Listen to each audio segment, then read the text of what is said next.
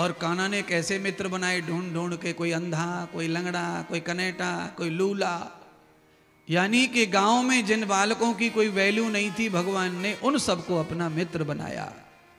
इसीलिए कहावत है कि जिसका कोई नहीं होता उसका भगवान होता है। अरे मैया, ओ मैया बहनों, गोवर्धन की पूजा करके जाओ मैया।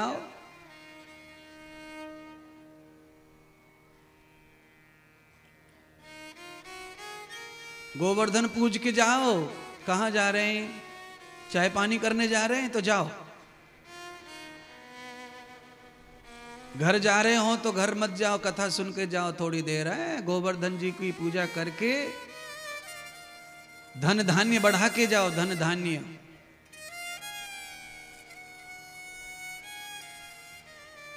बोलिए सतगुरु भगवान की जय हो। भगवान उखल को खींचते हुए बाहर आ गए। बाहर दरवाजे पर आए तो अर्जुन के पेड़ खड़े, उनमें भगवान का उखल फंस गया। भगवान ने ताकत से खींचा तो दोनों पेड़ उखड़ गए। उनकी जड़ में से, भागवत आचार्य सुखदेव जी कहते हैं कि उनकी जड़ से मानव का जन्म हुआ, मनुष्य पैदा हो गया, देवता प्रकट हो गए। अब तो नंद बाबा दौड़े, बचाओ बचाओ, कान्हा पेड़ के नीचे दब गया दब गया। नंद जी आए, कान्हा जी को खोला, गोद में उठाया, उसके बाद में पेड़ गिरे। नंद जी ने पूछा, भैया तुम कौन हो जो पेड़ की जड़ से पैदा हुए हो, वो भी मनुष्य स्वरूप में, देवता स्वरूप में? तो कहा, नंद जी 10,000 वर्षों से हम पाप के कारण वृक्ष योनि में पड़े थे।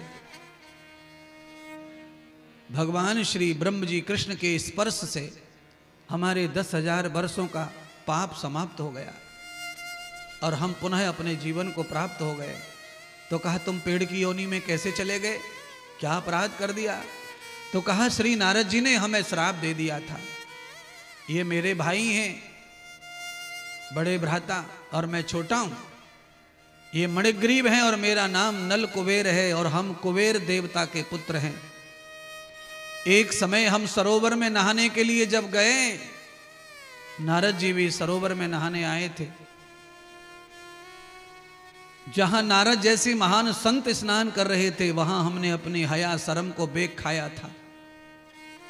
हमने लंगोट भी खोल के स्नान करना प्रारंभ कर दिया था।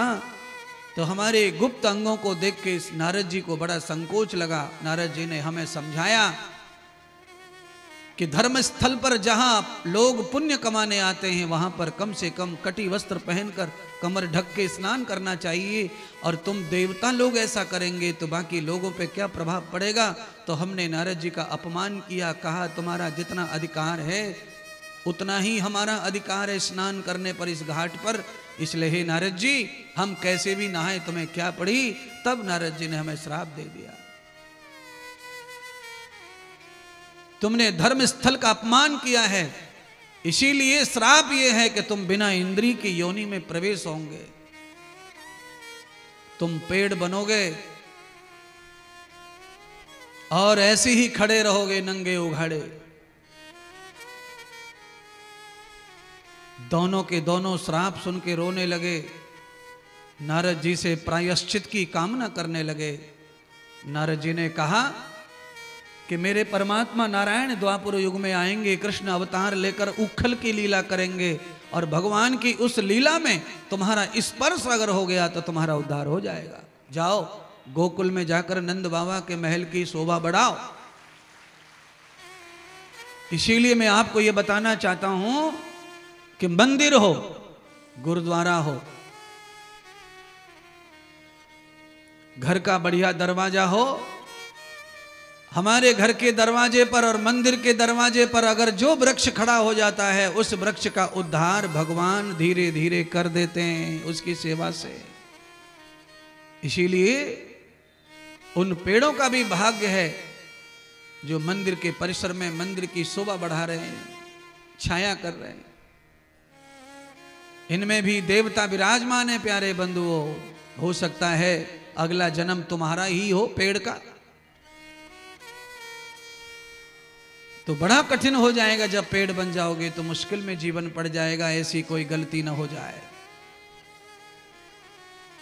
भगवान ने इस उखल लीला को करके देवता कुबेर के पुत्रों को नारद के वचन को सत्य किया। और इसी लीला को करने के बाद मैया यशोदा से भगवान रूठ गए। क्यों रूठ गए? क्योंकि भगवान को ये लीला करनी थी। और अब भगवान ये जानते हैं कि मेरी गोकुल की लीला समाप्त हो गई है। जिसके लिए मैं धरती पर आया हूं वो सेवा तो मुझे मिल ही नहीं रही है, तो मेरे आना सार्थक कैसे होगा।